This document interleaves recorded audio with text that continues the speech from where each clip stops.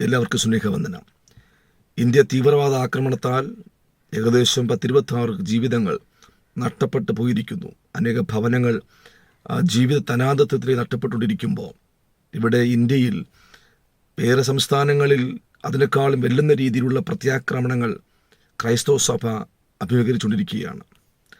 ഇന്നലെ 24/4/2025 ഇന്നലെ ഛത്തീസ്ഗഡിൽ സുഖ്മ ജില്ലയിൽ ദർബ ഗ്രാമത്തിൽ ചില സംഘപരിവാർ RSSന്റെ തീവ്രവാദികൾ ആ ഗ്രാമത്തിൽ ക്രൈസ്തവ ഗ്രാമം തിരിച്ചു കയറുകയും സ്ത്രീകളും കുട്ടികളും അടങ്ങുന്ന അനേക വ്യക്തികളെ, അനേക മനുഷ്യരെ മാരകമായ വടികളും കുന്തങ്ങളും കൊണ്ട് ആക്രമിച്ച് പരിക്കേൽപ്പിക്കുകയും ആ ഗ്രാമത്തിൽ ക്രൈസ്തവർക്ക് താമസിക്കുവാൻ പോലും കഴിയാത്ത ഭീകരാന്തരീക്ഷം ഈ RSS സംഘപരിവാർ തീവ്രവാദികൾ ചെയ്തു.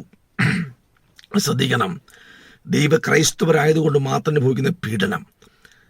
ഈ കഴിഞ്ഞ 2 ദിവസങ്ങൾക്ക് മുമ്പ് ഇന്ത്യയിൽ കാശ്മീരിൽ തീവ്രവാദികൾ വന്ന് മതം ചോദിച്ച് കൊന്ന വാർത്ത ലോകത്തിൻ്റെ എല്ലാ വൻകരകളിലും അലയടിച്ച് ചർച്ച ചെയ്യപ്പെട്ടുകൊണ്ടിരിക്കുമ്പോൾ ഇവിടെ ഇന്ത്യയിലെ ചില മേഖലകളിൽ അവിടെ മുസ്ലിം തീവ്രവാദികളാണ് ഹൈന്ദവ മതത്തിൻ്റെ പേര് അല്ലെങ്കിൽ മുസ്ലിം മതമാണോ എന്ന് ചോദിച്ച് കൊലപ്പെടുത്തുമ്പോൾ ഈ ഇന്ത്യയിൽ അതേപടി അവിടെ മുസ്ലിം തീവ്രവാദികളാണ് അവിടെ കൊന്നതെങ്കിൽ അതേപടി തീവ്രവാദികൾ ക്രൈസ്തവരെ കൊന്നൊടിക്കുകയാണ്, അവരെ അടിച്ചമർത്തപ്പെടുകയാണ്. ഇന്നലെ നടന്ന സംഭവമാണിത്. നിങ്ങൾക്കറിയാവോ, അവിടെ ആ ക്രൈസ്തവർ ആക്രമിക്കുക മാത്രമല്ല, അവർ ഉപയോഗിച്ചുകൊണ്ടിരുന്ന ബൈബിൾ പരസ്യമായി കത്തിക്കുകയും ബൈബിളിനെ നശിപ്പിക്കുകയും ഇന്നലെ ഈ RSS സംഘപരിവാർ തീവ്രവാദികൾ ചെയ്തു. ഈ ഇന്ത്യ നടന്ന തീവ്രവാദം ചർച്ച ചെയ്യുമ്പോൾ തന്നെ ഇത് അതിൻ്റെ മറവിൽ RSS തീവ്രവാദികൾ ഇതിനെതിരെ ക്രൈസ്തവർക്കെതിരെ പ്രശ്നമുണ്ടാക്കിക്കൊണ്ടിരിക്കുകയാണ്. ഇപ്പോൾ ആ ദേശത്ത് താമസിക്കാൻ കഴിയാതെ ആ ദേശത്തിലെ ക്രിസ്ത്യാനികൾ ചിന്തനാർ എന്ന ചർച്ചിൽ ഇപ്പോൾ അഭയം പ്രാപിച്ചിരിക്കുകയാണ്. പോലീസുകാരില്ല, പട്ടാളക്കാരില്ല, സഹായിപ്പാൻ ആരുമില്ല. ഇവരെ ഈ മുസ്ലിം തീവ്രവാദികൾ മതം ചോദിച്ച് ആക്രമിച്ചപ്പോൾ സൈന്യം വന്നു. ഇവിടെ ക്രൈസ്തവന് ഒരു സൈന്യവും വരുന്നില്ല.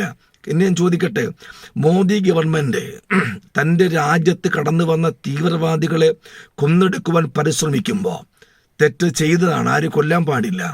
ഞാൻ മോദി ഗവൺമെൻറ്റിനോടും BJP അധികാരികളോടും അമിത്ഷായോടും ചോദിക്കാൻ ഉദ്ദേശിക്കുന്ന ചോദ്യം ഇതാണ്: താങ്കൾ രാജ്യത്തിൽ അതിക്രമിച്ചു കയറിയ തൻ്റെ പ്രജകളെ കൊന്നൊടുക്കിയതിന് വിപരീതമായി അവർക്കെതിരെ പോരാടുവാൻ താങ്കൾ അണിയറയിൽ പദ്ധതി ഒരുക്കുമ്പോൾ ചെയ്തോട്ടെ, നല്ലതാ. പക്ഷേ തൻ്റെ രാജ്യത്തിൽ അതിനകത്ത് തൻ്റെ തീവ്രവാദികൾ, തൻ്റെ പിൻഗമിക്കുന്ന RSS തീവ്രവാദികൾ ഈ ക്രൈസ്തവ ന്യൂനപക്ഷത്തെ കൊന്നൊടുക്കുകയും ഇന്നലെ 24 ഇന്നലെ ഈ ഛത്തീസ്ഗഡിൽ 1-2 വാർത്തകൾ നിരന്തരമായി പല വാർത്തകളും ഛത്തീസ്ഗഡിൽ 1, 2, 3, 4 എന്ന് പറഞ്ഞ് ഇങ്ങനെ നടന്നുകൊണ്ടിരിക്കുകയാണ്. ഈ സ്വന്തം രാജ്യത്തിൻ്റെ അകത്ത് തൻ്റെ കീഴിൽ പ്രവർത്തിക്കുന്ന BJP സംഘപരിവാർ RSS തീവ്രവാദികളെ നിലയ്ക്ക് നിർത്തുവാൻ ഈ രാജ്യത്തിൻ്റെ നേതാക്കന്മാർക്കും രാജ്യത്തിൻ്റെ ഭരണ സംവിധാനങ്ങൾക്കും മോദിക്കും BJP ഗവൺമെൻറ്റും അമിത്ഷായ്ക്കും കഴിയുന്നില്ല? പുറത്തുനിന്നു എന്ന് പറഞ്ഞ തീവ്രവാദികൾക്കെതിരെ പോരാടുവാൻ കാണിക്കുന്ന ആർജവം രാജ്യത്തിലെ ഇവിടെ ഹൈന്ദവനും മുസ്ലിമും ക്രിസ്ത്യാനും ഒരുപോലെ മതേതരത്തിൻ്റെ രാഷ്ട്രത്തിന് മതേതര രാജ്യത്തിൻ്റെ അടിസ്ഥാനത്തിൽ ഒരുമിച്ച് ജീവിക്കാൻ ശ്രമിക്കുമ്പോൾ ഈ കോട്ടയ്ക്കകത്ത് തൻ്റെ അനുയായികളായ ഈ RSSകാർ ഈ ഛത്തീസ്ഗഡിൽ നിരന്തരമായി, ഛത്തീസ്ഗഡ് മാത്രമാണോ, ഒറീസ, അതുപോലെ നമ്മുടെ UP നിരന്തരം ആക്രമിക്കുമ്പോൾ തൻ്റെ കീഴിലുള്ള അക്രമികളെ അടിച്ചമർത്തുവാൻ തനിക്കെന്തേ ഈ രാജ്യത്തിൻ്റെ സംവിധാനങ്ങൾക്ക് കാണാതെ പോകുന്നു? അവർ മനുഷ്യരല്ലേ? കൊല്ലപ്പെടുന്ന മനുഷ്യരാണ്. എല്ലാവരും ജീവൻ ആഗ്രഹിക്കുകയും ജീവിക്കാൻ കൊതിക്കുന്നവരുമാണ്. ഞാൻ ഇതിൻ്റെ വീഡിയോ അടികൊണ്ട ഫോട്ടോ ക്ലിപ്പിൻ്റെ ഉണ്ട്. ഞാൻ ചെയ്യാത്തത് യൂട്യൂബിൻ്റെ ഗൈഡ്ലൈൻ കമ്മ്യൂണിറ്റിക്ക് അത് അനുവാദമില്ലാത്തത് കൊണ്ടാണ് ഞാൻ ആ ക്രൈസ്തവനെ പുറമെ അടിച്ച് പൊളിച്ച് ദേഹത്തെ, മനുഷ്യ ശരീരത്തെ അതിദാരുണമായ രീതിയിൽ അക്രമികൾ അടിച്ചു പൊളിച്ചു വെച്ച് ശരീരഭാഗങ്ങളുടെ ഫോട്ടോ എൻ്റെ ഉണ്ട്. ഇന്നലെ ഛത്തീസ്ഗഡിൽ നടന്ന സംഭവമാണ്. ഞാൻ പറഞ്ഞു, യൂട്യൂബിൻ്റെ ഗെയിലൻ കമ്മ്യൂണിറ്റിയുടെ പ്രശ്നം ഉള്ളത് കൊണ്ട് മാത്രമാണ് ഞാൻ ഫോട്ടോ ഇതിനകത്ത് ആഡ് ചെയ്യാത്തത്. നിങ്ങൾ ശ്രദ്ധിക്കണം, ഇതുപോലെയുള്ള കാപാലികന്മാർ അടിഞ്ഞാടിയാൽ ക്രൈസ്തവന് ജീവിക്കണ്ടേ? ഞാൻ പറയുന്നു, നിങ്ങൾ മറ്റു തീവ്രവാദികൾ അടിച്ചമർത്തുവാൻ പെടുന്ന പെടാപ്പാട് രാജ്യത്തിലെ സ്വസ്ഥതയും സമാധാനവും അധാർമികതയും ചെയ്തു വരുന്ന തൻ്റെ ഭരണത്തിൻ്റെ കീഴിൽ പ്രവർത്തിക്കുന്ന ശിങ്കടികളായ ഈ നിക്കറിട്ട ഈ ബാലന്മാരുണ്ടല്ലോ, പിടിച്ചു നിർത്തിയാൽ അത് ഏറ്റവും നന്നായിരിക്കാം. അതാണ് ഇന്ന് ചെയ്യേണ്ടത്. ഇതൊന്നു രണ്ട് വാർത്ത, പലപ്പോഴും വാർത്ത പറയുമ്പോൾ ഇങ്ങനെ സംഭവം വരുന്ന 1-2 ദിവസം വാർത്ത കത്തി നിൽക്കും, പിന്നെ അത് മങ്ങിപ്പോകുന്ന അവസ്ഥയാണ് ഇവിടെ ഇന്ത്യയിലെ സംസ്ഥാനങ്ങളിൽ നടന്നുകൊണ്ടിരിക്കുന്നത്. അതുകൊണ്ട് പ്രിയമുള്ളവരെ, നിങ്ങളെ വീഡിയോ ഷെയർ ചെയ്യണം. ഇത് നിങ്ങൾ ഇന്നലെ കാശ്മീരിൽ കഴിഞ്ഞ 2 ദിവസം മുമ്പ് കാശ്മീരിൽ തീവ്രവാദികൾ ആക്രമിച്ച വാർത്ത ഷെയർ ചെയ്തല്ലോ, അതിനേക്കാൾ ആർജവത്തോടുകൂടെ ഷെയർ ചെയ്യേണ്ട വീഡിയോ ആണിത്. ഈ വീഡിയോ അത് നിങ്ങൾ ഷെയർ ചെയ്യുക, അധികാരികൾ എത്തിക്കുക. ഇത് ചർച്ചാ വിഷയമാകണം.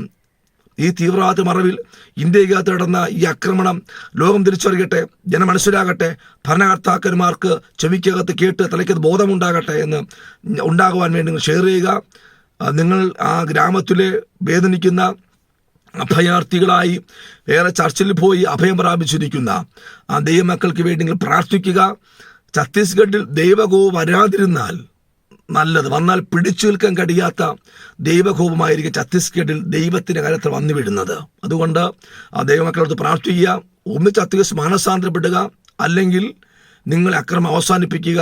ദൈവത്തിൻ്റെ കയ്യിൽ വീഴുന്നത് ഏറ്റവും അതിഭയങ്കരവും ഏറ്റവും വേദനാജനകവുമായിരിക്കുമെന്ന് ഛത്തീസ്ഗഡിനോട് ഓർപ്പിച്ചുകൊണ്ട് ഞാൻ എൻ്റെ വാക്ക് നിർത്തുന്നു. God bless you.